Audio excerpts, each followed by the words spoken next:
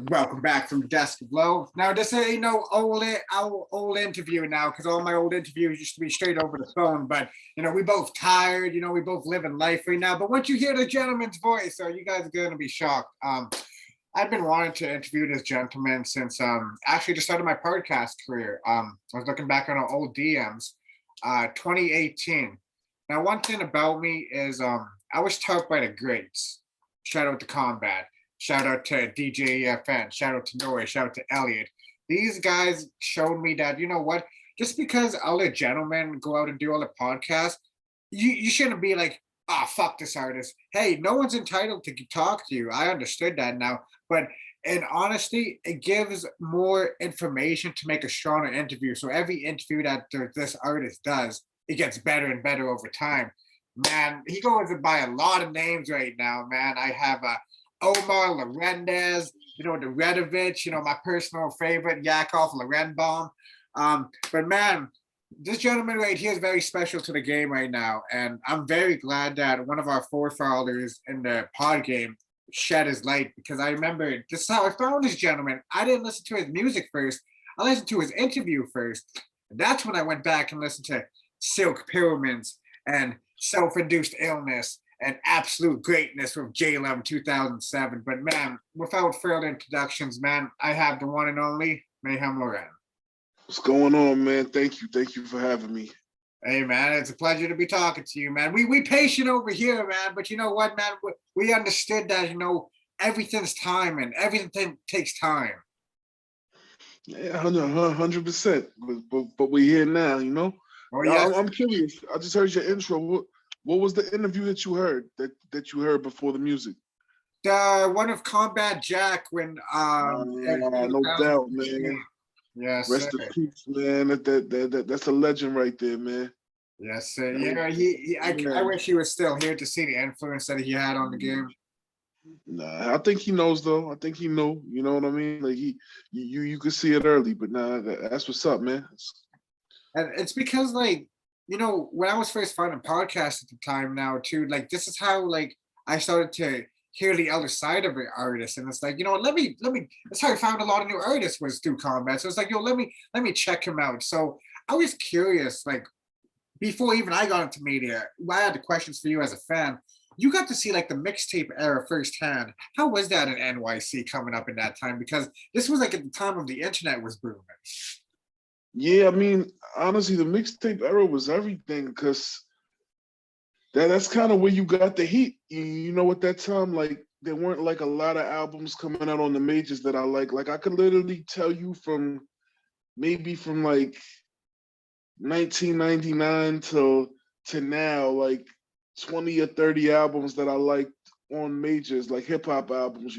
That's the span of a long time, but a lot of heat was coming out pre-internet or early internet. It was just mixtapes. That was the source to find out who was on the come up, or a lot of times samples couldn't get cleared, and the better versions of songs would end up on the street. It was bugged out, but that was definitely a great era, Especially during the time now too, where music was transitioning from physical to more digital. How did you first get a hold of this internet? It's this music's going digital now. What was that reaction like? When I came in, I caught the very end of the mixtape era, so I kind of just was learning everything,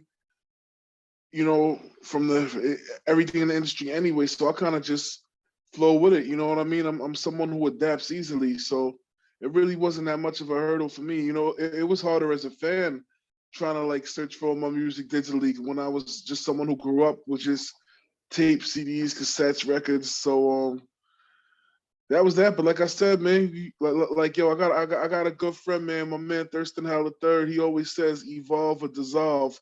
That's one of my favorite sayings. So you kind of got to just get with it or get left behind, Yes, sir. Shout out to Thurston Howell, very early guest too. Yeah, I see you, Thurston. Yeah, that's my bro. So was this the time, because I've been following you for a long time, because I know a lot of people ask you about how would the name MEYHEM LAUREN happen, but were you still going by Maylo at the time? Yeah, basically it's just it's just the grown up version. The name grew.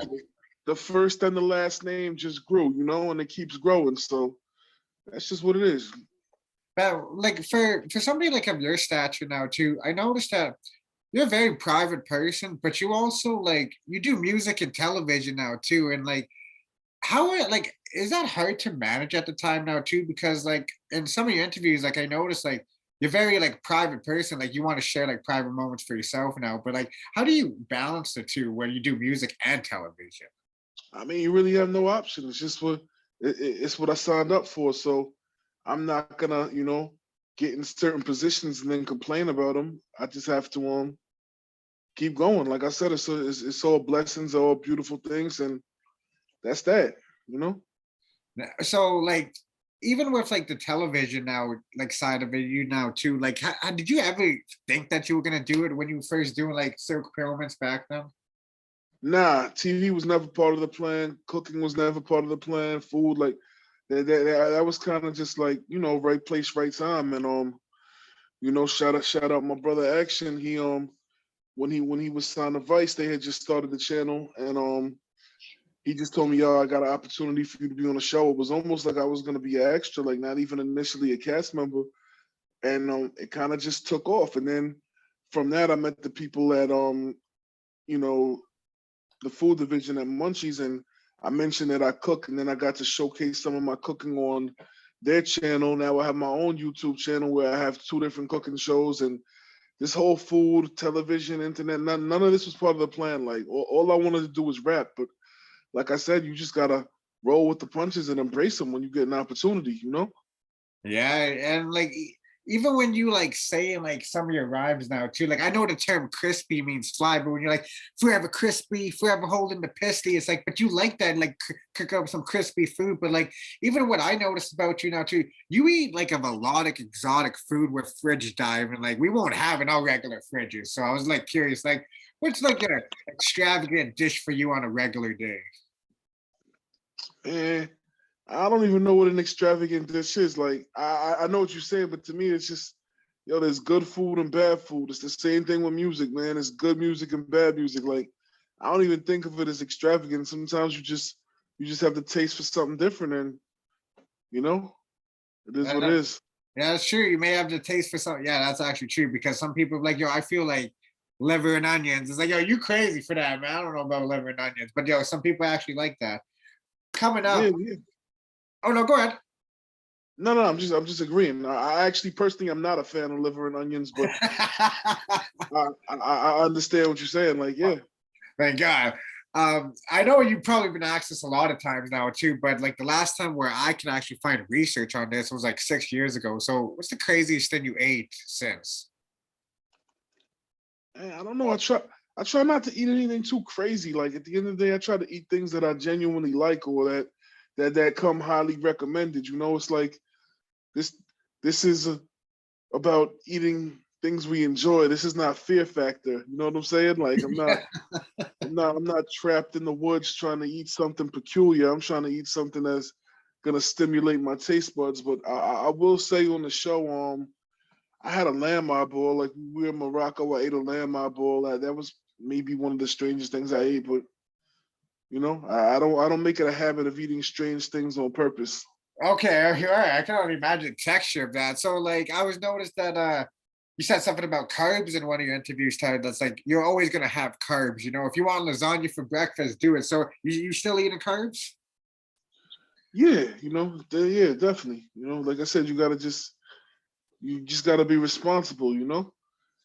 Yeah, I guess you can't overdo it now too, because you can't overdo it with bread and Yeah, stir. it's about the time you eat things, and it's and you gotta hold yourself accountable. Like, yo, all right, I want this rigatoni, but you better want to jog later. You know what I'm saying? Or do some push-ups, do some pull-ups, man. Get a 3-4 mile walk in. Just everything is balanced, man. The older I get, everything in life is balanced, man.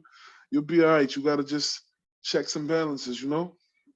So even like checking of balances now too, like I'm curious now too, like do you get it more asked about the music, food, or music, food, or television when people come up to you?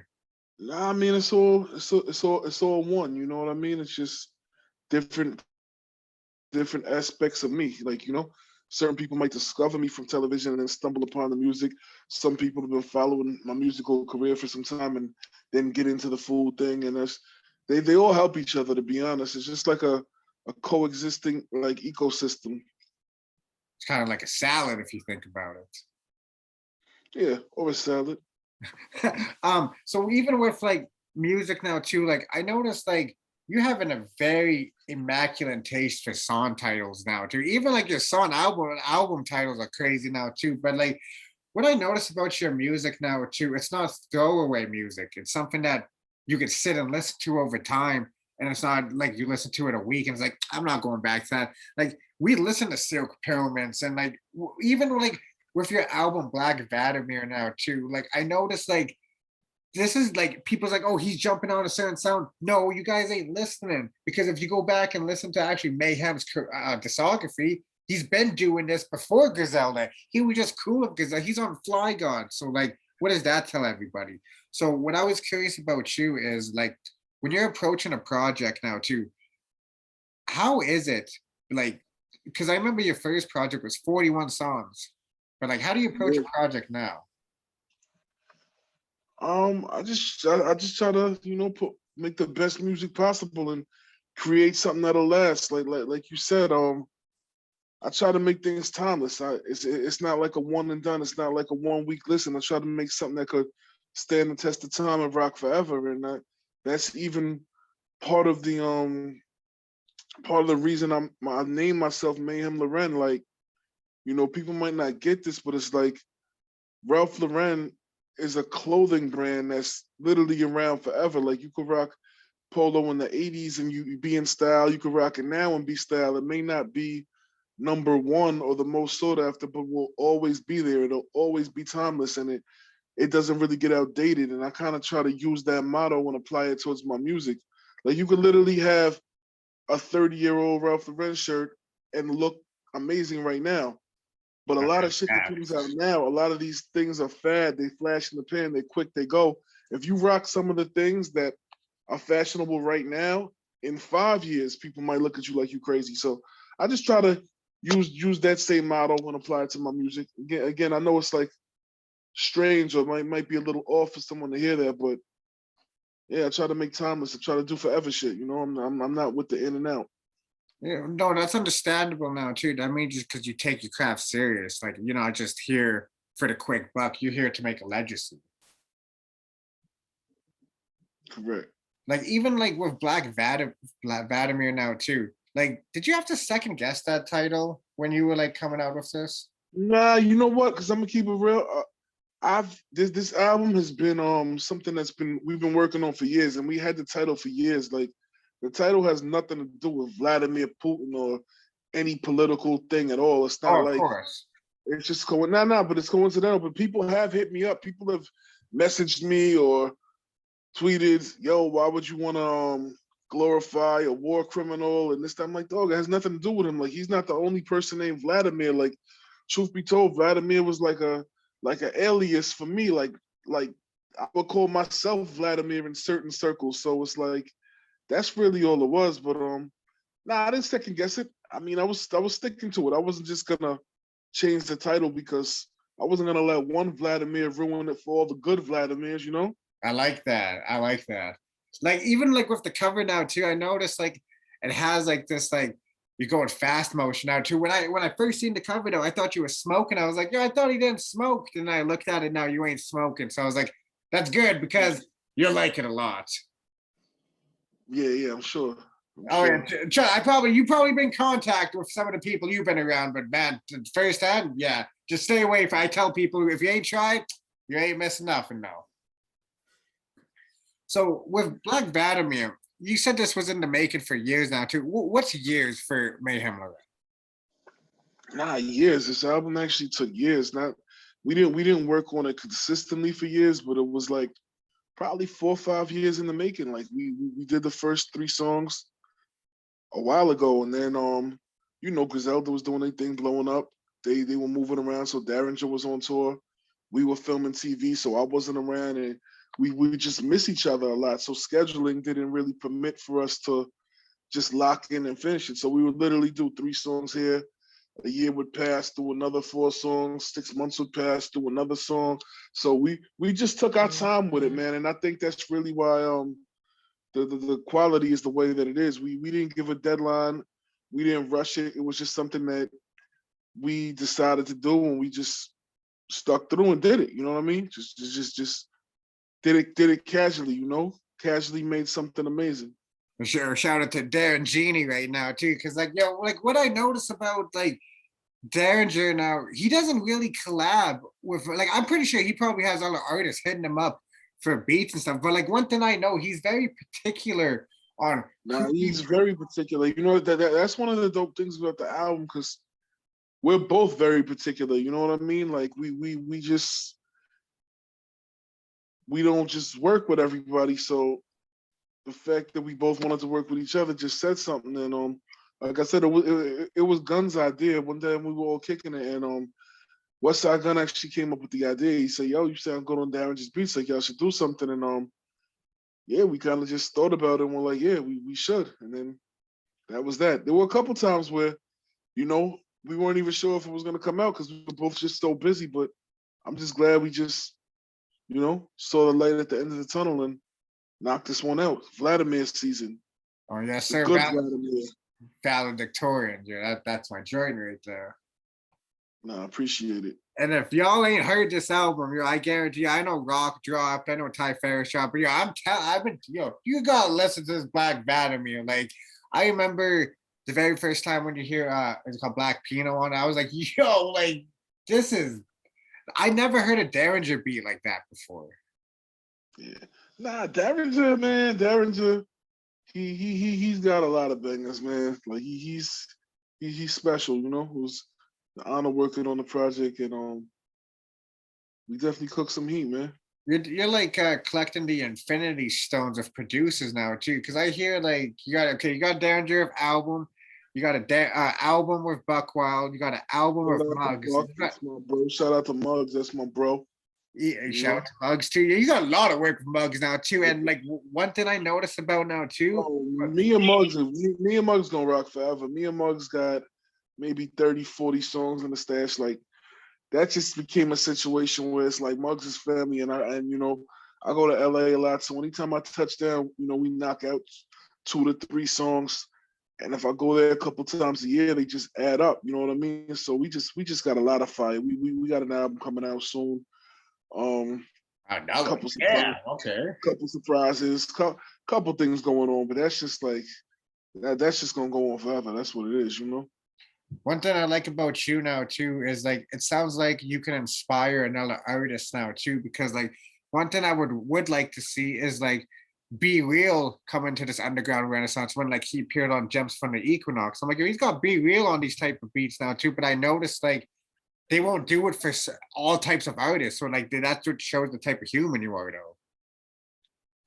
Yeah. Nah, B is dope. B is a legend. You know, he's also a busy guy. You know, he can't just jump on everything all the time. Like, you know, he's running a bunch of businesses. Cypress still tours more than people half their age. You know what I'm saying? Like, B is busy. So whenever he has time to, you know, jump on anything for me, like shit, I appreciate that. You already know. So like I know like this is like touchy subject though, but yeah, this gentleman right here, man, like I got a lot of chances to interview people in media that I never would have thought, like Ralph McDaniels, Premium Pete, DJFN. But one person I really wish I could have sat down and like have a full-on conversation was Reggie Osse. Yeah, Combat. man. Combat was a legend, man. He was beyond great at what he did. He was just a great human, man. Like me and him were friends. It's bugged out. Like it was almost weird, like dropping the last 2 projects. Cause I swear to you, like if I was to pull up my old emails, I would always send him my work early and get his feedback before like the rest of the world got it. He was one of the first people that I would send things to. And people didn't even know how tight we were because we weren't like internet friends, like talking to each other online all the time. But you know, we'd link up or I hit him on the phone. There was even times we were supposed to catch up. We were both in London together. Like that was my man, man. He was just a real solid dude. And, you know, you just can't call what's gonna happen. And, you know, sometimes life throws curveballs. Sometimes life ends abruptly, but he was the most solid, man, and I just appreciate everything he did in his legacy. Like, can you remember the first time he asked you to interview you? Like, because I remember, I think it was like in 20. Nah, but we I don't, we had known each other for long before that. So like prior to doing the interview, we knew each other. I knew him back from when he was at something called PNC Radio before he even had the Combat Jack show. He was part of like he's just been around, man. You know what I'm saying? Like I know Combat for years, so. And then like even of like how evolution, how pod, because like once I notice is like the evolution of podcasts, and like you see all these celebrities and other artists coming in, but very few can last. That's why I like to see like you do TV, and I think like Reggie would have been like, yo, can you imagine Reggie on Fuck That's Delicious? Yo, it's something that honestly probably would have happened. You know what I mean? Like, yeah. Do you have a particular funny? Because they say laughter is good for the soul, and when you want to remember someone, we want to remember for the good time. There's a ton of good memories with Corbett out there, but someone who knew him on a personal level. Do you have a particular funny story that stands out with you when you think about him? Nah, and to be honest, that's the thing. Like, it was just always a enjoyable experience. I always learned something. We always laughed about something. It was always there wasn't one particular thing. That was like the relationship in general. It was just like, yo, we enjoying life, and I'm learning at the same time. Like, I don't look up to a lot of people, or I don't call a lot of people big bro, but he's someone who I just always respected just everything about him. And yeah, it's not one memory, but just the general relationship, the general like rapport that we had was just, it was golden, He's a solid dude, man. That's The legend going too soon. even like with the cars I'll be seeing you in now too. I'm like, damn, you're Lauren out here shining now too. Like, did you ever think like, because I heard in one of your interviews that, growing up with like you got to listen to Cypress, Reggie, and all them, but like, did you ever get to think like you get to work with them and get to see your friends become legends in the game? Because I know a lot of people ask you about your friends, but you're also a part of this legends in this renaissance that are making it come up. Like, it's been like 10 years and you guys are considered legends. Did you ever think any of this would happen? Nah, man. Or to be honest, all I really wanted to do, I was just a fan turned rapper. I just wanted to make a mixtape. I just wanted to get some props. I wanted people to tell me they enjoyed my offerings, they felt my music, and anything else is just a plus. So, like I said, I'm just soaking it up, and I'm just kind of rolling with it, and I'm trying to keep the flame lit. That's it. Man, you're definitely doing a great job. I got two more questions for you, sir, and I'll let you go because I understand you're a very busy man. You got a lot of work to do, man. I see you taking pictures of Madlib and Dave Chappelle now. Wow, and the level up is crazy. I mean, yeah, I met Chappelle through Madlib. You know what I mean? Him and Madlib are close. Me and Madlib have been working on an album for a while. We actually got a ton of music in the stash. We probably got around 2 albums worth of material done, and yeah, that's up there. Madlib is another just solid, high quality human, man. Just another legend I befriended in my travels. You know what I mean? It's just And all also, the pieces are falling, the way they're supposed to.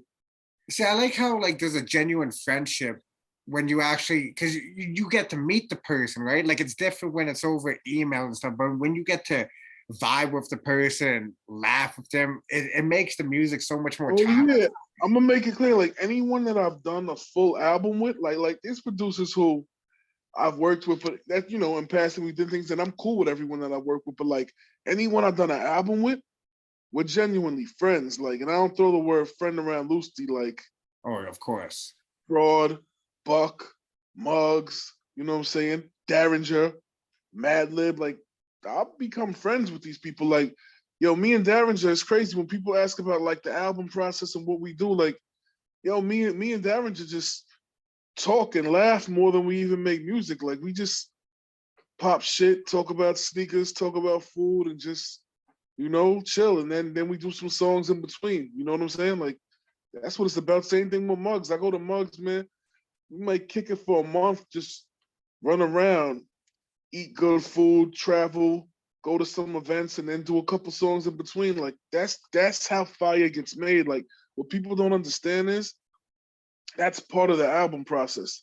It's not that you're slacking. It's not that you're bullshitting. But now when you live in life, that adds so much. That's the shit that you can't buy. You know what I'm saying? That's like that gives albums and projects the feel that you can't get through email.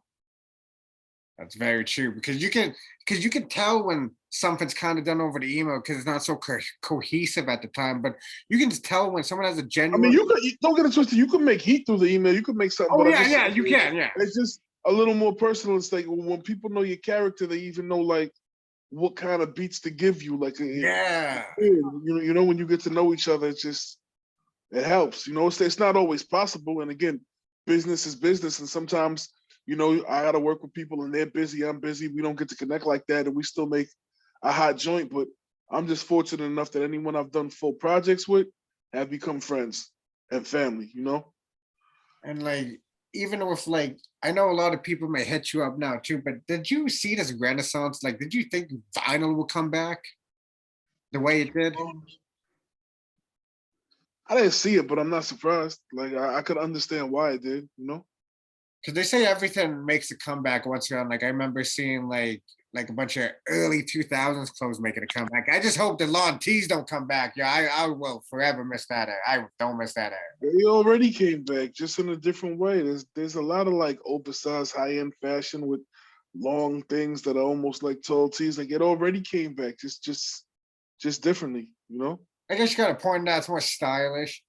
So before I let you go now too, I noticed like you don't cater to the radio, and I don't think that at this point you ever will now too. But you know how when Freddie Gibbs did his album with Madlib, do you ever have like a, a certain thought like, what if this album puts me to a level like that? Did you ever like think like that, or like I'm just gonna do it and see what happens? Nah, cause you know what, man. I don't cater to the radio necessarily, but that doesn't mean there's not radio songs that I like. It doesn't mean that I haven't made songs that the radio could have played or might play. You know what I'm saying? So that that being said, is I do what I like, but a lot of some of the things that I do like are radio records. Like again, I have songs in my career that I feel could have been radio songs. They just weren't. I have other songs that aren't yet that might be. So I'm not doing them for the radio, but I do understand that hey, that radio might like this. But at Yeah. the end of the day, I just I just make what I want to hear first because I always look at it like this, right? At the end of the day, no matter what you sell, no matter what you make, if you have a product that you enjoy personally and you didn't compromise on, it's not a loss. Like no matter what it does, number wise, financially, if you made something that you enjoy, it's not a loss. Like you did good regardless. So I just try to always make things that I like. And if the radio or the rest of the world likes it, I mean, shit, God bless. You know, that's what we're going for. But I'm not chasing anything, man. It's a point where you know I've built something, and it's like once you build something, you can't really break it down, even if you wanted to. So I just cater to myself, cater to my direct audience, and if things get bigger, they get bigger. You know, which they have. So Oh it's yeah, just and trust me, it's been a long run, but trust me, it seems like you level up every album. It's just like, can you get any bigger? we'll find out. You know. Hey man, I wouldn't be surprised, man, if start seeing these white chicks on the radio playing. You know, you hear the new Mayhem Lauren, it's like, really? All right, yo, sure to hear. Play some Silk Nah, Humans, get some Black Vladimir, and then we'll come back and talk, shorty. But you enjoy nah, the ballad one. thing about music that's beautiful is like you'll hear that now. Like I love it when I do a show. It's like literally like you see every type of human being in that audience, and it's just like literally colors, creeds, nationalities, religions, ages. Like you know, there's people half my age that love me. There's people 20 years older that do. It's like that's the most beautiful thing about music that you could just appeal to everyone, and you can't control that. Like one thing you can't control, you can control what you make, you control how your sound is. You cannot control your fan base, and you shouldn't try to either. Just put it out to the world, and let whoever embraces it, let them embrace it and show them love back. You know what I mean? That's what I've done. I like what you said. That's a whole. I'm gonna cut that for the intro right there because right there, that's a whole gem right there. You shouldn't try to, because you never know who may gravitate to you. Yeah, you don't know. And again, it's all like if it's love, it's love. You know what I mean? That's very true. So, Mr. Mayhem Lauren, man, you're a very busy man. I appreciate this from the bottom of my heart because, like I said, I waited for this. Um, I know we're structured on time though, but I got one more thing. I want to know about you. Type of music you listen to outside of rap? Like I want to like. Were you gonna kind of come up here and say you listen to Megadeth? I'm like, Jesus, you listen to Megadeth? I'm gonna keep it real. Like, you know, a lot of people like to talk about I guess flex how eclectic they are and talk about everything else that they listen to. I really just listen to rap, dog. Oh, I'm okay, gonna keep it real. okay. I like the No, honest no, answer. I'm gonna keep it real. Like if I'm in different company, I might hear different things. Like I have friends that like rock, alternative. I'm cool with people in hardcore bands. I have people who love jazz. So when I'm around things, I like things when I hear them. But if I'm controlling the radio, dog, we playing Hell on Earth on repeat. We playing the Wall. Hell You know yeah. what I'm saying? We playing Wu-Tang Forever. We playing Gangstar. We playing G-Rap, Nas, AZ, Cypress Hill. Like that's just what I do, man. It's just part of my DNA, and I feel that really what you listen to affects your output. Like Mm.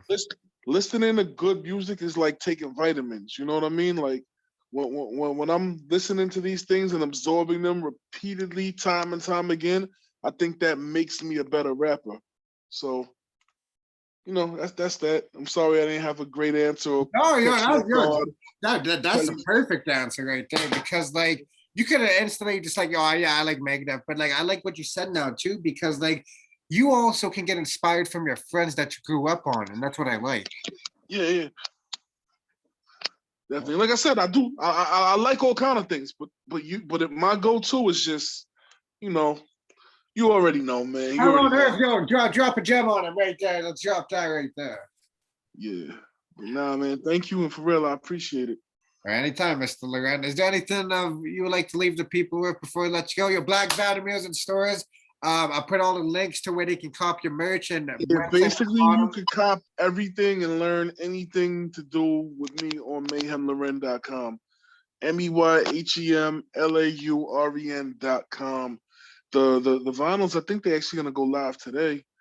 We got Oh, vinyls, perfect, cassettes, because this CDs. interview would drop tomorrow, so perfect.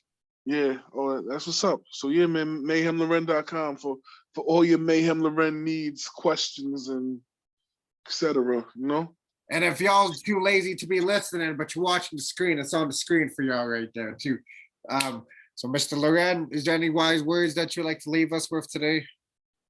Yeah, man, stay safe. Don't drink and drive. And if That's that being that. and if that being said, yo, make sure y'all go have an exquisite meal and go play some Black Vladimir in the background, man. It's like a banquet album right there. No doubt, man. Anyway, Mr. Loren, you stay safe out there, and we wish you much more success. And we can't wait to see you get bigger and bigger. Pause. Yeah, no doubt. Have a good one. You too. Peace. One.